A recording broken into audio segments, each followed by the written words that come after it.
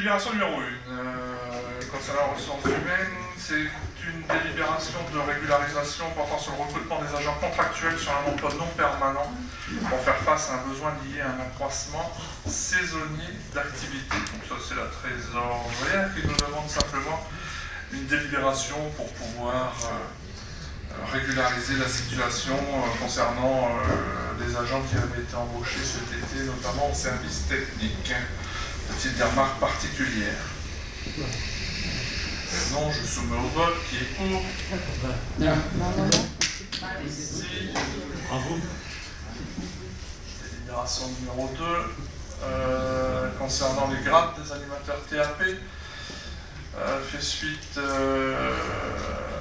à la remarque concernant le dernier conseil municipal de pouvoir dissocier les animateurs adjoints d'animation deuxième classe et première classe, avec en deuxième classe les animateurs stagiaires BAFA ou non diplômés, rémunérés selon la première échelon, et la première classe correspondant aux diplômés BAFA ou équivalence BAFA. On ajoute à cette délibération la redécomposition de l'ensemble des postes, donc adjoint première classe 30 postes dont vous avez vu le détail, et adjoint d'animation deuxième classe 20 postes. Y a-t-il des remarques particulières concernant cette délibération? Aucune. Qui est pour? Merci. Délibération numéro 3. Concernant le dispositif du système d'alerte et d'information des populations, la SAIP. Il s'agit ici d'établir une convention entre, et me laisser la possibilité de pouvoir signer cette convention entre l'État et la collectivité concernant la mise en place du dispositif d'alerte en cas d'urgence majeure, d'un danger majeur, catastrophe naturelle ou accident technologique par exemple. Il y a des remarques particulières. Qui est pour cette délibération? Merci. Délibération numéro 4. Il s'agit de donner un avis sur le projet de schéma départemental de coopération intercommunale avec la fusion de la communauté de communes des WEP avec la MEL. Comme vous le savez, la communauté de communes des WEP, 5882 habitants, donc n'atteint pas le seuil des 15 000 et doit donc se rapprocher de l'EPCI la plus proche qui est la MEL, dont nous faisons déjà partie. Il s'agit simplement de statuer sur un avis de fusion. Sommes-nous pour ou contre la venue de communes des WEP, de la communauté de communes des WEP au sein de la nouvelle métropole européenne de Lille? Des remarques particulières. Sachant que c'est pas encore fixé au niveau de la CCWEP. Hein.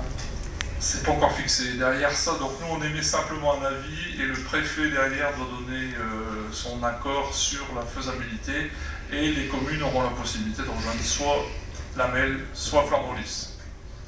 Mais on s'oriente plus pour, suite au dernier bureau hier à la communauté urbaine et Castellin, et normalement les 5 communes devraient rejoindre la MEL. Ah ouais?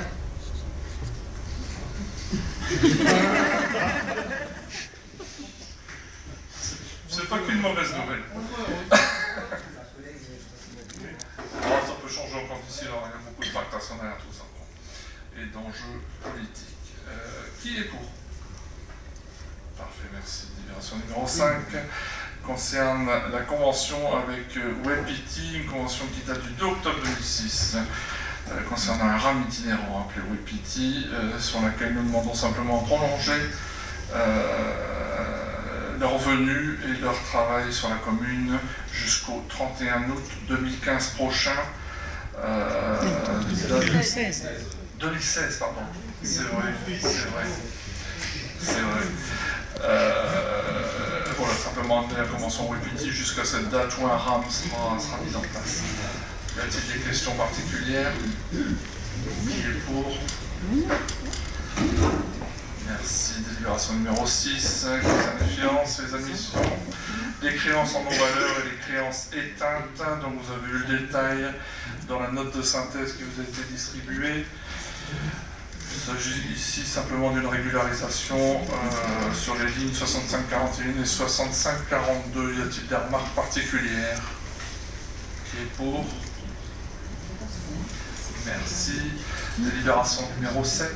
Il s'agit de faire référence au tableau d'amortissement et d'y intégrer à ce tableau de nouvelles lignes, les frais d'études et les plantations d'arbres et arbustes. La durée maximale pour les frais d'études étant de 5 ans, arbres et arbustes de 15 à 20 ans, on propose de les passer à 20 ans, de compléter le tableau qui est donné en complément. Il s'agit donc d'y intégrer ces deux nouvelles lignes au nouveau tableau. Y a-t-il des remarques particulières? Qui est pour? Merci. Délibération numéro 8, c'est ADM numéro 1, décision modificative numéro 1. Elle consiste simplement à refaire donc un équilibre de jeu financier dont vous avez eu le détail en note de synthèse et je ne reviendrai pas sur toute la composition des virements d'ordre entre les sections fonctionnement, recettes, dépenses et les sections investissement, recettes, dépenses. Y a-t-il des remarques sur les sommes annoncées? Qui est pour? Parfait, merci. Délibération numéro 9. Elle consiste à communiquer les décisions prises par délégation du maire, les décisions numéro 2015-3 du 1er octobre 2015, la 2015-4 du 5 octobre, la 2015-5 du 19 octobre, la 2015-6 du 5 novembre,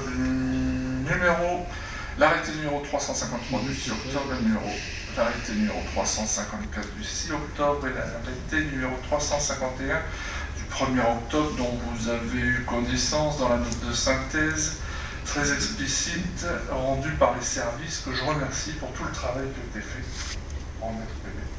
Merci. Qui est pour? Je vous remercie. Merci. Je clôt la séance. Merci.